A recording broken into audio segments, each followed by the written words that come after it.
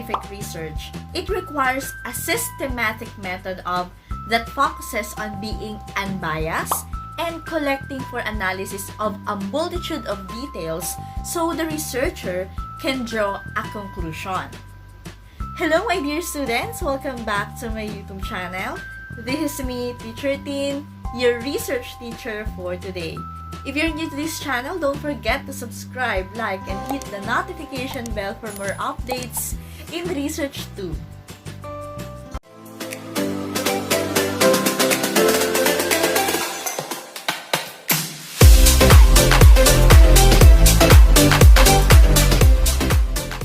Welcome to another vlog. So, for today's topic, we are going to discuss Week 4, Module 4 of our Research 2 for Grade 8 students. Especially if you are student under the STE program or the Science, Technology, Engineering program and you have your elective subject in research. So, this channel is right for you. And for today's most essential learning competency, we are going to describe the nature of the research process. And yung lesson na to, meron nga pala tayong 4 na parts nito. So in this week, you are expected to learn the following lesson. So for lesson 1, we will discuss about the steps of research process. And for lesson 2, we will discuss how to make a research plan. And of course, we will discuss also parts of research paper. And lesson 4, proofreadings. How to write a research paper. Paano ba yung tamang way ng pagsulat ng research paper? Not just by knowing the parts of a research paper, but how we write a research paper. So, abangan nyo ang mga lessons natin dito. And of course, hahati-hatiin natin yan. Let us define first scientific. When we say scientific, it requires a systematic method that focuses on being unbiased and collecting for analysis of a multitude of details so that the researcher can draw a conclusion. So we heard the word unbiased.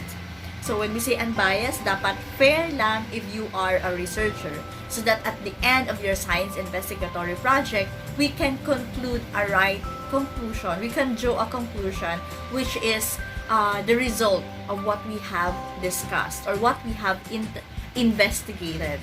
So this approach, the scientific research, is used in all analysis and evaluation programs, irrespective of the form of study. The method of scientific research, so we have to remember that it follows a multi-step process. Kaya nga sinabi rin natin na scientific systematic method, there is a process. Okay, it is a process where the steps are intertwined with other steps of the process. Ibig sabihin ng intertwined, they are connected with one another. The first step is connected with the second step and with the third step and all. The reason why they are intertwined. So you have to remember that every step of the research process is interconnected with one another. Hindi ka pwedeng may aalisin, may tatanggalin, kasi without the other one, you cannot have the right result. Sabi natin, the method of the scientific research is multi-stage process where the steps are interlinked with the other steps in the process. So when we say interlink, so kapag nagkaroon ng pagbabago doon sa isang phase ng process, kailangan na i-recheck din natin yung other steps. Kasi other steps must be checked by the researchers para masigurado natin if the changes are replicated in the process. So that's the reason why we have to check every step in our scientific method or in the method of scientific process. It's because it is the multi-stage process. What are the list of the steps of the research process? So, isa-isahin natin yan. First, we have to identify the problem. Second, formulation of hypothesis. The third one, that's the review of literature. Number 4 is the planning of the research design and procedure. Number 5, we have the experimentation. Number 6, we have the data gathering, organization, processing, analysis, and interpretation. And the last one, we have the formulation of conclusion. So let us discuss it one by one. For number 1, identify the problem. When we say identifying the problem, this serves as the focus of the study. Kasi i-identify muna natin yung problema. So for example, you are interested in finding out about the cure for the pandemic COVID-19, the coronavirus. So if you are going to find a cure for the COVID-19 and you want it to be the problem of your research, so you might pose the question, what are the causes of COVID-19? So, kailangan magsisik muna tayo ng tanong. Ano yung mga questions tungkol doon sa COVID-19? So, by posing your subject as a question, so you can easily identify the main concepts or keywords that you can use in your research. So, for number 1, identifying the problem. So, make sure that you throw different questions. Okay? Mag-iisip muna ng maraming tanong tungkol dun sa problem na naiisip ninyo. Number 2, or step 2, we have the formulation of hypothesis. So when we say hypothesis, this is an educated guess, scientific guess. And when we are formulating hypothesis, we should make sure that the hypothesis is concise, clear statement, which contains the scientific research main idea or intent. So let's say for example, since ang problem natin is all about the COVID-19.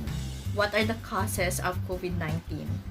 And the problem is we are looking to find solution to decrease the level of cases of COVID-19. And for example, the researchers research is all about the effectiveness of the COVID-19 vaccine in lowering the cases of the COVID-19. So, pwede mong sabihin sa hypothesis na vaccines can lower the risk of getting COVID-19 infection. Okay, so when we say hypothesis, it should be testable. When we say testable, pwede nating masabi kung siya ba ay effective or not, if it is acceptable or it can be rejected. Remember that when we say hypothesis, it must be testable and falsifiable, meaning that the argument must be tested through what? Paano natin malalaman na siya ay pwedeng i-test? Siyempre, pagdadaan natin dyan ng experiment. It can either be accepted or rejected on the basis of evidence being analyzed. For the third step, we have to review the literature. So when we say reviewing the literature, for further detail on the subject under investigation, we have to search more information. Okay? So review of literature, ibig sabihin, kailangan natin magdagdag ng mga karagdagang information tungkol sa subject or tungkol sa variables that we are investigating. So for example, we are dealing with the vaccine and the COVID-19. So kailangan dun sa research paper ninyo, makikita natin yung mga information tungkol sa vaccine and of course, tungkol din sa COVID-19. Yung mas malalim pa na information. We have to gather more information about the variables. So, the literature review also educates the researcher about what or about the experiments or about what experiments were performed in the past. How such experiments were done and the results in the problem area. So, let's say, for example, we are dealing with the vaccine and the COVID-19. So, kailangan alamin natin ano ba ang history ng vaccine. So, ano ba yung history din ng COVID-19. So, sino yung mga tao or sino yung mga kilalang scientist na nakadiscover, for example, ng vaccine. Hindi lang tungkol sa COVID-19, kundi mga vaccine din ng ibang sakit. So, kumbaga, pagsasama-samahin natin yun para makagawa tayo ng review of literature. Kaya nga sinabing review of literature, we have to review, we have to restudy the information about the variables that we are dealing with. Step number 4, we have the planning of the research design and procedure. Okay, so we heard the word research design. So, ibig sabihin, before we proceed with the real experimentation, we have to design it first. We have to design the process. Kailangan na planuhin muna natin kung ano ba yung mangyayari doon sa experiment natin. So remember, yung mga engineer na gumagawa ng mga buildings, yung mga architect, 'di ba, nagde-design muna sila ng mga bahay, kung ano magiging itsura niyan bago sila mag-proceed sa construction ng isang building or ng isang bahay. Hindi pwedeng naisipan mo lang na gumawa ng bahay, kukuha ka na agad ng mga hollow blocks at semento para buuin yung bahay. So no, kailangan planado muna lahat bago kumilos, bago tayo mag-proceed with the experimentation. So ganun din sa research. So this research design or the procedure, this acts as the blueprint for the study as a whole. So ito yung pinaka-blueprint. Okay? So outlining who will participate in the project. Okay, how, where, and where the data will be collected. So, and of course, and also the system material. It means that all these decisions are carefully considered by the researcher.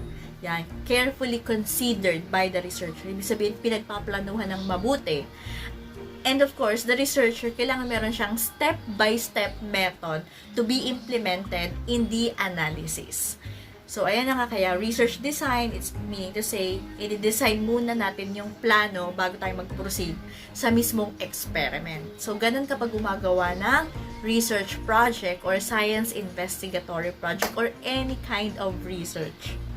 Step 5, we have the experimentation. So, remember that experimentation are performed so that phenomenon can be anticipated. So, this is usually designed to be able to demonstrate some form of causation. So, after nung research design natin kanina, kung planado ng lahat, alam nyo na yung step-by-step procedure. So, magpo-proceed na tayo ngayon sa experimentation. So, remember that typically an experiment is done by manipulating the variable, specifically the independent variable, which affects the experimental group, or it can affect the dependent variable. So, napakahalaga ng experiment kasi through our experimentation, so dito na natin malalaman kung i-reject ba natin or i-accept yung ating hypothesis. The sixth step, so we have the data gathering, organization, processing, analysis, and interpretation. So, after the experimentation, of course, habang nag-experiment tayo, makagather tayo siya ng iba't ibang data. So, meron tayo diyang mineasure, may sinukat tayo, may inobserve, meron tayong nakitang difference before and after the experiment. So, after that, so of course, analyzing the purpose of scientific analysis includes collecting the data and estimating statistics. So, pag nag-gather na natin yung data, nakakalap na kayo ng mga information tungkol dun sa ginawa yung experimentation.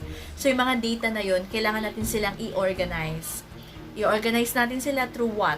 Andyan yung mga table, use of table, charts, graph, or mga diagram. So, meron tayong separate video for that, organization and collection of data. So, and then dito sa step 6 na to, after we gather the data, after we organize the data, yan, nakalatag na siya dyan, nakagraph na, nakadiagram or nakachart, we have to analyze it. So, syempre, kapag nag-gather tayo ng data, makikita natin na nagkaroon ng difference before and after. So, ano kaya ang pagbabago? And what do you think are the cause of that changes? So, ano yung naka-apekto? Bakit nagbago? Bakit nagkaroon ng changes? And so on. And after you analyze, you have to interpret it. Kaya nga, sa interpretation of data, so, hindi lang siya paglalatag ng mga nakuha mong information, kundi isulat mo rin siya through words. Okay? So, bakit ba ginagawa ito? So, we analyze, we interpret the data because it can help the researcher better understand the data and say whether there is a significant effect. Doon kasi natin malalaman if you organize the data, kung meron bang significant effect yung ginawa mong experiment. Kung effective ba talaga, like for example, yung vaccine, nakita mo talaga na, after the vaccination, so bumaba na yung cases ng COVID-19, wala nang naiitala na nagkakaroon ng sakit na COVID-19. So, ibig sabihin, nagkaroon ng significant effect yung ginawa nating variable. Okay, so let's say for example then, so tumataas ang COVID-19 kasi nawawala na ang social distancing ng mga tao. So, ang ginawa ng government, nag-implement sila ng GCQ or the MECQ. So, pwede mo rin example doon na ano kaya ang mas effective, the GCQ or the MECQ. So, magkakaroon kayo ng observation by observing it. So, makikita mo yung difference. Okay, makikita yung difference ng dalawa. So, alin kaya ang mas effective? Yun bang naka-GCQ o mga tao or naka-MECQ? So, kung bumababa ang level ng COVID-19 cases sa mga area na naka-MECQ, which is mas strict siya kaysa sa GCQ, effective yung kanilang ginawang solution, which is the MECQ. So, again, sa step 6, it is very important to organize, to process, to analyze, and interpret the data that we have collected from our experiment. And number 7, we have the formulation of conclusion. So, in formulating conclusion, of course, ito na yung pagkakataon na kailangan natin, kumbaga, mag-summarize ng lahat ng natutunan natin at na-realize natin after the experiment that we have conducted. So, in formulating conclusion, the researcher discusses the details after examining the evidence from an experiment. So, we have to draw observations based on the results. Siyempre, as a researcher, kailangan objective tayo. Kung ano yung na-observe natin, yun yung ating gagawa ng conclusion. And this is about explaining what the findings mean and how to interpret them in the sense of the real world or science field, as well as providing recommendations for future studies. So, after the experimentation, after na makollect mo yung data, ma-analyze mo, ma-interpret mo, so, dito sa conclusion, dito lalabas naman yung, ano ba, paano natin i-explain yung nangyari dun sa lahat ng ginawa nating experiment. And of course, in doing, or in formulating conclusion, andyan yung recommendation. Pag sinabi nating recommendation, as a researcher, kasi may maiisip pa tayo na possible problem, or possible na mas makaganda pa na pwede natin gawin. Ano pa yung pwedeng gawin out of your research? So, that is for the recommendation. Kaya nga sinabi natin na research is cyclical. When we say cyclical, it starts with a problem and it ends with another problem. So, at the end of your research, pwede pa tayo come up with another study out of the research that you have conducted and performed. And lastly, so after formulating conclusion, nandyan din yung communicate the results. So, huwag mong aangkinin yung nakuha mong experimentation, lalong-lalo na kung siya naman ay significant, and there are lots of benefits that we can have out of it. So, we have to, kailangan natin siyang ipalaganap. So, share the findings that you've got from your experimentation. This is the end of our lesson vlog for this topic about the different steps in research process. So, up next, we are going to discuss the research plan. How to make a research plan. Especially if you are under the STE program and you are conducting science investigatory project and you will be competing in any research festival or any research fair. So, you must know how to write a research plan. And up next, so i-discuss natin yan. So, stay tuned on this channel. Once again, this is me, Teacher Tin, your research teacher for today. If you're new to this channel, don't forget to subscribe, like, and hit the notification bell for more updates in Research 2. Bye!